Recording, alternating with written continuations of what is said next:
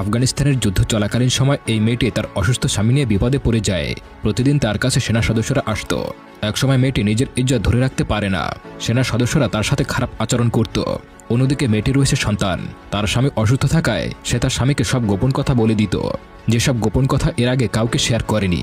এভাবেই গোপন কথা বলতে বলতে একদিন এমন এক গোপন কথা শেয়ার করে যেই কথা শুনে তার স্বামীর জ্ঞান ফিরে আসে আর মেয়েটিকে মারতেও চায়। কি ছিল সেই গোপন কথা, যা শুনে বছরের পর বছর প্যারালাইজড হয়ে যাওয়া রোগী সুস্থ হয়ে যায়? মুভির শেষে যে টুইস্ট রয়েছে তা আপনার ভাবনারও বাইরে, তাই গল্পটি শেষ পর্যন্ত দেখতে থাকুন।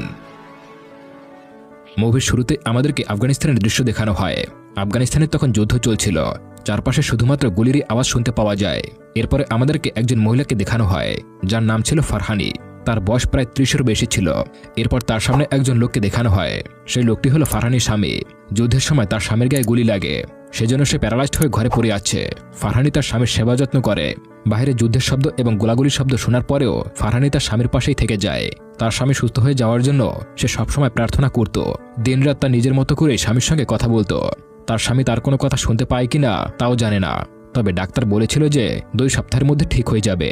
কিন্তু অনেকদিন হয়ে যাওয়ার পরেও তার স্বামী এভাবেই বিছানায় পড়ে আছে। ফারহানি তার স্বামীকে সুস্থ করার জন্য নানাভাবে চেষ্টা করতে থাকে, কিন্তু কোনোভাবেই তার স্বামীর হুঁশ ফিরছিল না। যত দিন যায় ফারহানির মনের অস্থিরতা বেড়ে যায়। সে বুঝতে পারছিল না যে কি করবে বা কি করলে তার স্বামী আগের মতো আবারও সুস্থ হয়ে যাবে। তার স্বামী সুস্থ হয়ে ওঠার পরিবর্তে আরও বেশি অসুস্থ হয়ে যায়। এটা দেখে সে দুশ্চিন্তায় পড়ে যায়। ফারহানির 2টি মেয়ে রয়েছে, তাদেরকে নিয়ে দিনরাত পার করে দেয়। বাচ্চাদের মুখের দিকে তাকিয়ে সে সব কথা ভুলে যায়। একদিন তার মেয়েরা তাকে বলে তাদের খুব ক্ষুধা পেয়েছে, কিন্তু ফারহানি বুঝতে পারছিল না যে সে কি করবে, কারণ তার ঘরে কোনো খাবারই ছিল না। ফারহানি খুব চিন্তায় পড়ে যায়, তাই সে প্রতিবেশীর বাড়িতে চলে যায় তার মেয়েদেরকে নিয়ে। সে তার প্রতিবেশীকে জিজ্ঞাসা করে আজকে পানিওয়ালা এসেছে কিনা। তখন প্রতিবেশী তাকে জানায় সে এই ব্যাপারে কিছুই জানে না। এরপর ফারহানি তার মেয়েদেরকে নিয়ে ওষুধের দোকানে যায়, কিন্তু তখন সেখানে আর্মি লোকেরা চলে আসে আর গুলি চালায় এবং বোমা মারতে শুরু করে।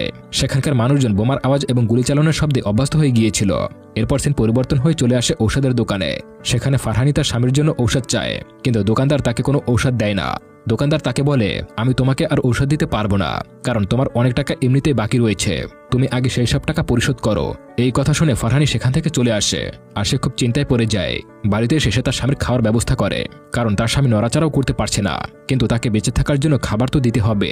ফারহানি একটা খাবারের নলের সাহায্যে তার স্বামীকে খাওয়ায়। ফারহানি জানে না যে তার স্বামী তার কোনো কথা শুনতে পায় কিনা, তবে সে প্রতিবারই বাইরে যাওয়ার আগে তার স্বামীর অনুমতি নিয়ে যেত। বাইরে থেকে ফিরে এসে সে তার সমস্ত ঘটনা তার স্বামীকে বলে দিত। কথা বলা শেষ হয়ে যাওয়ার পর সে বেশ কিছুক্ষণ তার স্বামীর দিক তাকিয়ে থাকে। পুরো শহরের মধ্যে ফারহানির আত্মীয় বলতে একজন আন্টি আছে। বাকি সব আত্মীয়রা যুদ্ধ শুরু হওয়ার আগে সেখান থেকে চলে গেছে। তারা সেই আন্টির বাড়ি